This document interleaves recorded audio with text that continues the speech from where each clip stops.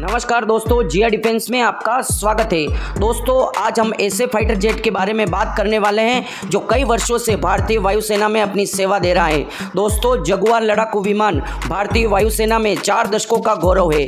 जी हाँ दोस्तों, इस साल 26 जुलाई को पूरे देश ने कारगिल में भारत की जीत के 20 साल पूरे हो जाने का जश्न मनाया था। हालांकि इन जश्नों के बीच 4 दशकों पहले हुई एक और महत्वपूर्ण सैन्य घटना धूमिल हो गई।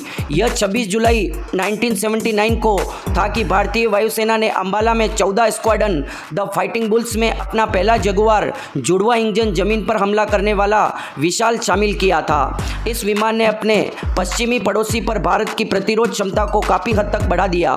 $1 अरब से अधिक की लागत से यह उस समय के भारत के सबसे बड़े रक्षा अधिग्रहण में से एक था और इसने 1 दशक पुरानी सोवियत केंद्रित रक्षा अधिग्रहण नीति के स्पष्ट प्रस्थान को भी चिन्हित किया गया था। दोस्तों, भारत ने यह विमान ब्रिटेन से खरीदा था। अप्रैल 1979 में अनुबंध पर हस्ताक्षर करने के 4 महीने के भीतर पहले कुछ विमान वितरित किए गए। वे पहले से ही रॉयल एयर फोर्स की सेवा में थे। तथ्य यह है कि यह विमान एक परमाणु सक्षम प्लेटफार्म था, जिसके कारण अमेरिका को इस बिक्री को रोकने के लिए भारी दबाव डालना पड़ा। हालांकि कोई फायदा नहीं हुआ। दोस्तों, अमेरिका ने पाकिस्तान के कहने पर यह विमान डील नहीं होने के कारण ब्रिटेन पर फोर्स डाला था कि आप भारत को यह विमान न बेचें, क्योंकि यह परमाणु सक्षम विमान है और इससे हमारे प्यारे पाकिस्तान को खतरा हो सकता है। पर दोस्तों, ब्रिटेन ने एक नहीं सुनी और भारत को यह विमान उस समय बेचा था। दोस्तों, जगुआर विमान का अधिग्रहण भारत की डीप पेनेट्रेशन स्ट्राइक एयरक्राफ्ट की खोज को पूरा करने के लिए था, ताकि इसकी सूची में पुराने कैनबरा और हंटर्स को रिप्लेसमेंट किया जा सके।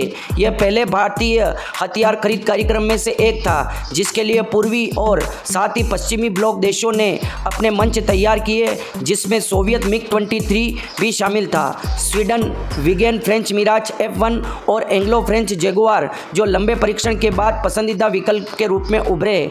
दोस्तों, एक फ्रेंच विमान था जगुआर, जिसको ब्रिटेन और फ्रांस ने मिलकर बनाया था और जो भारत ने खरीदा था वो सिर्फ ब्रिटेन ने बनाया था। दोस्तों, जगुआर को चुनने के मुख्य कारणों में से एक इसका क्विक रिएक्शन शेड्यूल था। जैसा कि ऊपर उल्लेख किया गया है कि पहले कुछ विमान RFI सूची से आए थे, जिन्हें बाद में नए भारत विशिष्ट संस्करणों द्वारा रिप्लेसमेंट किया गया था। दूसरा, जगुआर स्क्वाड्रन 3 साल के भीतर चालू हो गया और भारत में इसकी लाइसेंस प्राप्त असेंबली के लिए HL बेंगलोर डिवीज़न में समरवर्ती तैयारी शुरू हुई। दोस्तों, 80 के दशक के मध्य तक इंडियन एयरफोर्स के पास जगुआर की 4 स्क्वाड्रन ऑपरेशनल बेड़ा था और 1987 में जगुआर के maritime strike variant Jaguar IM की एक उड़ान मूल्य भी पेश की गई थी। आज भारत के पास इस विमान के लगभग 6 स्क्वाड्रन हैं, जिनकी क्षमता लगभग 1 दशक के लेकर लगभग 4 दशकों तक इस विमान में संभवतः सबसे अधिक संख्या में एडवांस हुए हैं, जिनमें हाल ही में लगाए गए ऐसा रेडार भी शामिल है। दोस्तों, जगुआर में तेज गति से कम उड़ान बढ़ते हुए लंबी दूरी तक भारी बम भार को सटीक रूप से पहुंचाने की अद्वितीय विशेषता है। 1981 में इराकी परमाणु रिएक्टर पर इजरायली हमले के बाद पाकिस्तान में यह आशंका पैदा हो गई कि भारत इस विमान का उपयोग कहूटा में उनकी परमाणु सुविधा पर हमला करने के लिए करेगा। इन विमानों में भारतीय सशस्त्र बलों द्वारा किए गए लगभग सभी प्रमुख अभियानों में भाग लिया गया है। दोस्तों, 1980 के दशक के अंत में श्रीलंका में भारतीय शांति स्थापना अभियान के दौरान फोटो रिकॉग्निशन मिशनों के लिए जगुआर का उपयोग किया गया था और 1999 में ऑपरेशन सफ़ेद सागर के दौरान कारगिल में पाकिस्तानी घुसपैठियों को निशाना बनाने के लिए जगुआर का इस्तेमाल किया गया था। पिछले 15 वर्षों में इन विमानों ने भारत और विदेशों में मित्र देशों के साथ संयुक्त अभ्यास में भाग लिया है। दोस्तों, भारतीय वायुसेना के ये शक्तिशाली विमान कम से कम बाद में संस्करणों के अगले 1 दशक तक सेवा में बने रहने की संभावना है।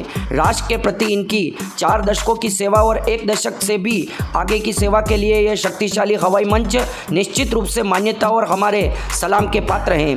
दोस्तों, यह विमान में जो अपग्रेड किया गया था 1916 और दोस्तों ऐसा कहा जा रहा है कि 2011 में करने की बात थी, पर 2016 में सभी जगुआर विमानों को अपग्रेड किया गया। इनमें एवियोनिक्स से लगाकर रेडार और इंजन तक परिवर्तित किए गए थे।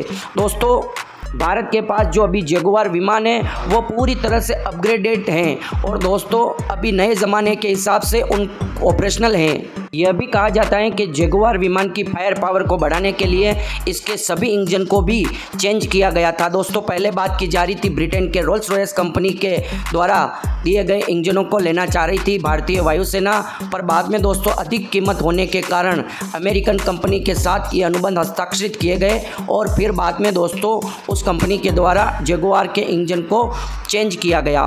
दोस्तों जगुआर एक सुपरसोनिक कम ऊंचाई पर उड़ने वाला लड़ाकू विमान है। इसके उत्पादन के लिए ब्रिटेन और फ्रांस ने साझेदारी की थी। इस विमान को उतनी सफलता नहीं मिली जितने की ये उम्मीद लगाई गई थी और विदेशी बाजार पर इसकी बिक्री भी सीमित रही थी। दोस्तों मतलब इस विमान को जो फ्रांस और ब्रिटेन ने मिलकर बनाया था उसको उतनी सफलता नहीं मिली थी, पर जो ब्रिटेन ने बनाया था उसको सफलता मिली थी और उसको भारत ने भी खरीदा था। दोस्तों मेजबान देशों में भारत जगुआर का सबसे बड़ा समर्थक रहा है, लेकिन इस विमान को किसी आधुनिक पीढ़ी के विमान से बदलने की योजना बना रखी है। इस विमान की सीमित पहुंच के बावजूद जगुआर का इस्तेमाल 1990 के दशक के दौरान कई युद्धों में किया गया। कुछ देश अभी भी इस विमान का इस्तेमाल कर रहे हैं। कुल मिलाकर SPCAT, BAE और भारत के HAL ने 543 जगुआर विमानों का निर्माण किया। दोस्तों 1962 में ब्रिटिश रॉयल वायुसेना और फ्रांसीसी वायुसेना ने खुद के लिए एक नए सक्षम विमान प्रणाली की ज़रूरत महसूस की और 1965 में दोनों देशों के औपचारिक रूप से एक समझौता किया और 1966 में ब्रिटिश विमान निगम वार्टन डिवीज़न और ब्रिगेड ने दोनों पक्षों का प्रतिनिधित्व किया और इस साझेदारी को ASEPCAT का नाम दिया गया और यूरोपीय production company for the combat and technical support aircraft design तैयार करने की कोशिशों में ब्रिगेड ने बढ़त हासिल की और इसे जताने के लिए BAC ने अपनी कंपनी का पंजीकरण फ्रांस में किया। इस संयुक्त प्रयास से ऐसा पहली बार हुआ कि दो प्रमुख यूरोपीय देशों ने संयुक्त रूप से एक लड़ाकू विमान के निर्माण और उत्पादन की कोशिश की। दोस्तों जगुआर के डिज़ाइन की खासियत यह है कि इसमें हाई विंग लोडिंग डिज़ाइन कम ऊंचाई पर एक स्थिर उड़ान और जंगी हथियारों को ले जाने में सहूलियत होती है। विमान के कंधों पर स्थित पंखों से इसे शानदार ग्राउंड क्लियरेंस मिलता है और ज़मीन पर हमला करने की विमान की खासियत के मुताबिक जगुआर GR1 का निर्माण 1973 में फ्रांस में किया गया था। यह अभी भी इस्तेमाल में लाया जाता है, लेकिन इसकी सेवाएं सीमित हैं। यह एक लड़ाकू विमान है। इसका निर्माण फ्रांस, ब्रिटेन में BAE और भारत HAL करता है।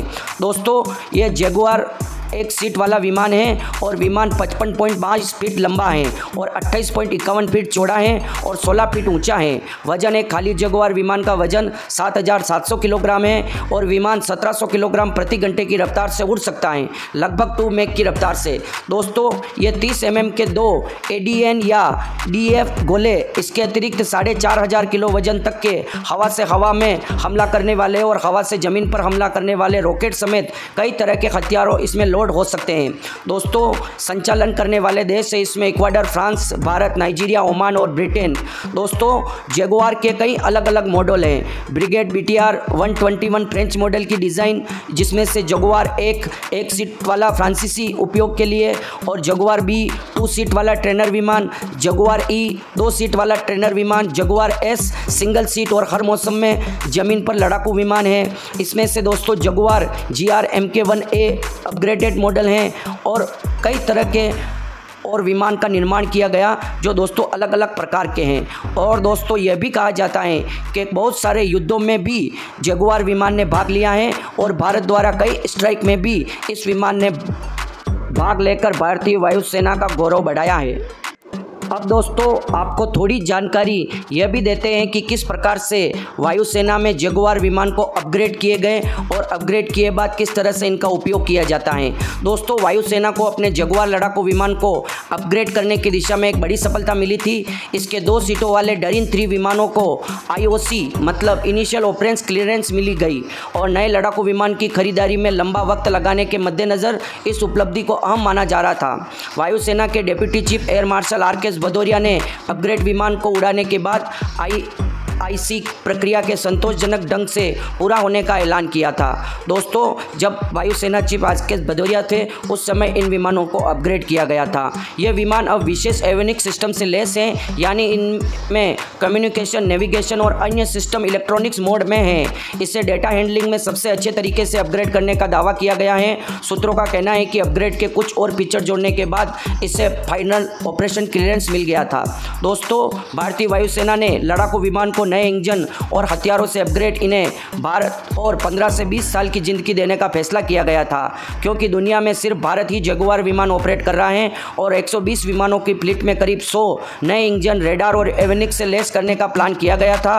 और फिलहाल उस समय डरिन 3-1 विमानों और डरिन 3 में अपग्रेड किया गया था। दोस्तों, यह काम हिंदुस्तान एरोनॉटिक्स लिमिटेड की ओर से किया गया था और इससे उनको काफ़ी अनुभव पहले था, क्योंकि इन फाइटर जेट का निर्माण भी HAL ने ही किया था। दोस्तों, 60 के दशक में सुपरसोनिक ट्रेनर जगुआर ने नेविगेशन सिस्टम पुराना पड़ रहा था, लेकिन इसे दुश्मन के देश के काफ़ी अंदर तक जाकर हमला करने में बेहद सक्षम विमान माना जाता था। यह दुश्मन के ठिकानों पर कम ऊंचाई में हमला कर सकता है।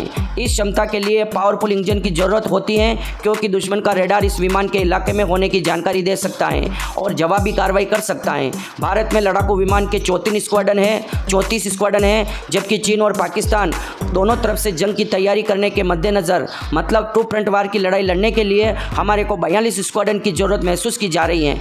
इस स्क्वाड्रन में दोस्तों 18 विमान होते हैं और नए विमानों की खरीद में देरी के मद्देनज़र पुराने विमानों को ही अपग्रेड किया गया था। वायुसेना की ओर से MiG-29 मिराज 2000 विमानों को अपग्रेड का काम किया जा रहा था और दोस्तों इसके बाद सफलतापूर्वक जगुआर विमानों को अपग्रेड किया गया और दोस्तों इनमें पावरफुल इंजन को लगाया गया ताकि इनके रेडार को काम में लिया जा सके। दोस्तों, क्योंकि पावरफुल रेडार को अधिक मात्रा में सप्लाई या ताकत की आवश्यकता होती है, उसके लिए पावरफुल इंजन की आवश्यकता थी, तो लगभग उस समय दोस्तों सभी इंजनों को चेंज किया गया था जगुआर विमानों में और उनको आधुनिक बनाया गया था, ताकि किसी भी समय युद्ध की स्थिति होने पर भारत दुश्मनों को जवाबी हमला या जवाब दे सके। दोस्तों, यह भी कहा जा रहा है कि जगुआर विमान को अपग्रेड करने के बाद अब लगभग हम उनका 2 दशकों तक इस्तेमाल कर सकें, क्योंकि दोस्तों हमारे को MiG-21, MiG-27 इन फाइटर जेट को रिटायर्ड करना पड़ रहा है और अभी भारत के पास उतने विमान नहीं है।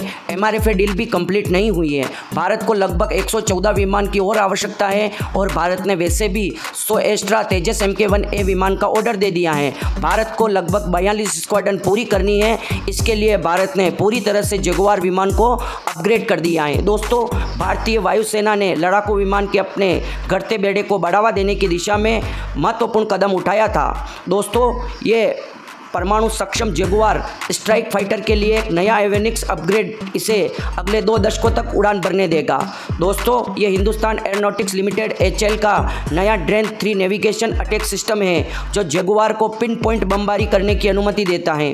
दोस्तों, ड्रेन 3 एक पायलट जो को दुश्मन के इलाके के अंदर लक्ष्यों के समन्वय में भोजन करने की अनुमति देता है।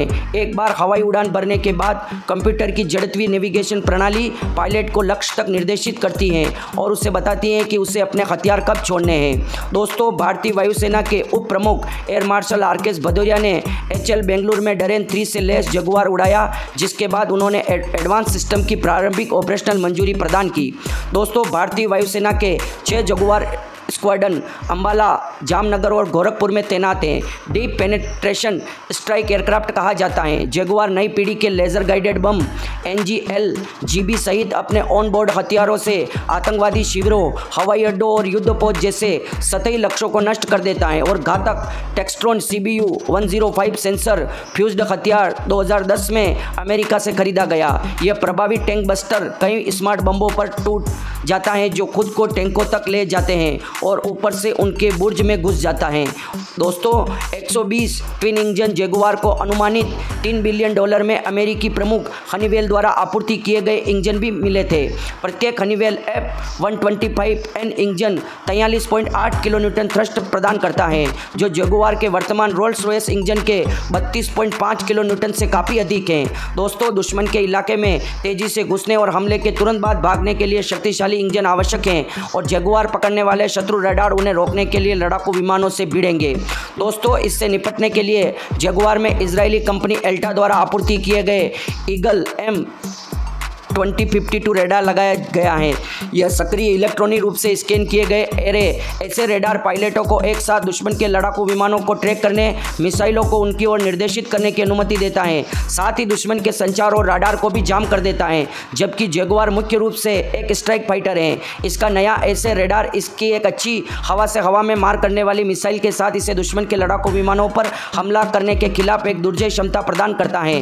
दोस्तों, वर्तमान में 60 जगुआर बेड़े का आधा डरेन 3 ALM 2050 ऐसा रेडार से सुसज्जित हुआ था उस समय, और दोस्तों बाद में सभी फाइटर जेट को इससे सुसज्जित किया गया था। जगुआर का एक उल्लेखनीय कहानी प्रदान करता है कि कैसे स्वदेशी एडवांस सस्ते में आधुनिकीकरण कर रहे हैं और एक विदेशी मूल्य के विमान का जीवन बढ़ा रहे हैं। 1978 में भारत ने एंग्लो फ्रेंच कंपनी स्पेसजेट द्वारा निर्मित 160 जगुआर के $1 बिलियन के सौदे पर हस्ताक्षर किए गए थे।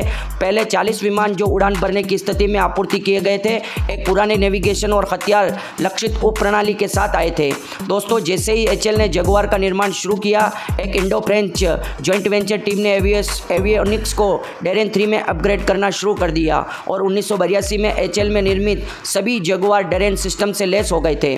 दोस्तों, यह उपलब्धि से उत्साहित होकर इंडियन एयरफोर्स और HAL ने 1990 के दशक में डरेन को अपग्रेड करने का निर्णय लिया। नतीजा शानदार, पूरी तरह से स्वदेशी डरेन अद्वितीय था, जो जगुआर ब्लाइंड को सचमुच रनवे पर टचडाउन बिंदु तक मार्गदर्शन करता था। यह एक सेवानिवृत्त जगुआर का पायलट का कहना है कि कुख्यात शीतकालीन कोहरे में जब भी आप अपने सामने हाथ फैलाने पर अपना हाथ नहीं देख पाते हैं, तब भी जगुआर आसानी से उतर रहे थे और उड़ान भर रहे थे। दोस्तों, डरेन सेकंड वाले 60 विषम जगुआर उस सिस्टम को संचालित करना जारी रखेंगे, जबकि अन्य 60 जिनके पास डरेन 3 हैं अपग्रेड किए गए थे। वर्तमान में दुनिया का एकमात्र जगुआर ऑपरेट हैं और इंडियन एयरफोर्स प्रमुख एयर चीफ मार्शल अरूप राहा ने अक्टूबर में कहा था कि उनकी जगुआर अगले 15 से 20 वर्षों तक सेवा में बने रहेंगे।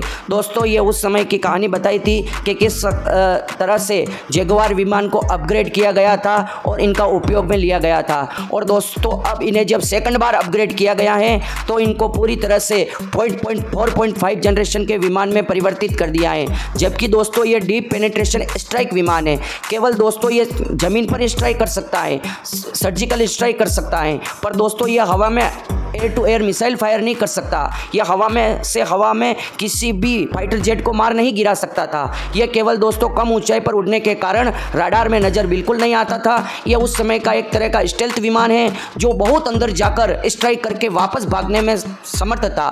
और दोस्तों, इसमें जो फाइटर जेट इंजन का उपयोग किया गया है वो दोस्तों 48 किलो न्यूटन थ्रस्ट देते हैं, मतलब लगभग 45 से 48। जो पहले के इंजन केवल 32 किलो न्यूटन थ्रस्ट एक इंजन दे रहा था। तो दोस्तों, अब भारत के पास जो फाइटर जेट हैं वो पावरफुल इंजन के साथ अपग्रेड हुए हैं और उनके पास पावरफुल एवियोनिक्स रेडार है और उनके पास पावरफुल जैमर हैं और उनके पास पावरफुल हथियार हैं। अब भारत के जगुआर विमानों को 2 दशकों तक इस्तेमाल किया जाएगा और भारत के जगुआर विमान किसी भी चाइना और पाकिस्तान के किसी भी विमान से भिड़ने के लिए तैयार है। इसको इस तरह से अपग्रेड किया गया है। दोस्तों, यह अब आसानी से एयर टू एयर मिसाइल भी फायर कर सकता है और इसमें अस्त्रा मिसाइल को इंटीग्रेट किया गया है। मुझे लगता है कि आपको सारी जानकारी मिल गई होगी। और दोस्तों, ये पहला फाइटर जेट था जिसमें मेक इन इंडिया अपग्रेडेशन हुआ था। और दोस्तों, ये पहला फाइटर जेट था जो इसको रशिया के अलावा किसी और कंट्री से खरीदा गया था। दोस्तों, सबसे पहला अपग्रेड इसको HAL ने किया था और उस समय के रेडार और एवियोनिक्स भी HAL ने ही उपयोग किए थे। और दोस्तों, इसको सेकंड टाइम अपग्रेड HAL नहीं किया था, पर इंजन अमेरिका से लिया गया, रेडार इजराइल से लिया गया और दोस्तों बाकी सब अपग्रेडेशन तो किए HAL नहीं है। और दोस्तों, पूरी तरह से वायुसेना चीफ ने इसको उड़ा कर देखा, RKS भदौरिया जी ने, और वो संतोष होने के बाद ही इसको अपग्रेड का ऑर्डर मिला और सभी फाइटर जेट अभी पूरी तरह से अपग्रेड हैं। और जो विमान दोस्तों परमाणु स्ट्राइक कर सकते हैं वो बहुत ही खतरनाक विमान होते हैं, जैसे राफेल फाइटर जेट या हमारा जगुआर फाइटर जेट। और इस विमान से उस समय चाइना और पाकिस्तान में काफ़ी खौफ था। दोस्तों, ये वीडियो ज़रूर लंबा हो गया है, पर इसको आप पूरा ज़रूर देखें, क्योंकि ये पूरी कहानी मैंने आपके लिए रिसर्च की है। अलग अलग वेबसाइट से, और ये सारी जानकारी आपके सामने लेकर आया हूँ। और पूरे वीडियो को ज़्यादा से ज़्यादा लाइक, शेयर और सब्सक्राइब करें ताकि इस वीडियो के बारे में पता चल सके कि भारत के पास कितने पावरफुल और ताकतवर लड़ाकू विमान थे और किस प्रकार से हमारे पायलट उस समय विमान का उपयोग किया करते थे। तो दोस्तों, कमेंट बॉक्स में जय हिंद लिखकर हमारे HAL और DRDO के लिए एक लाइक ज़रूर करें और जय हिंद लिखकर हमारा मनोबल बढ़ाएं। जय हिंद दोस्तों।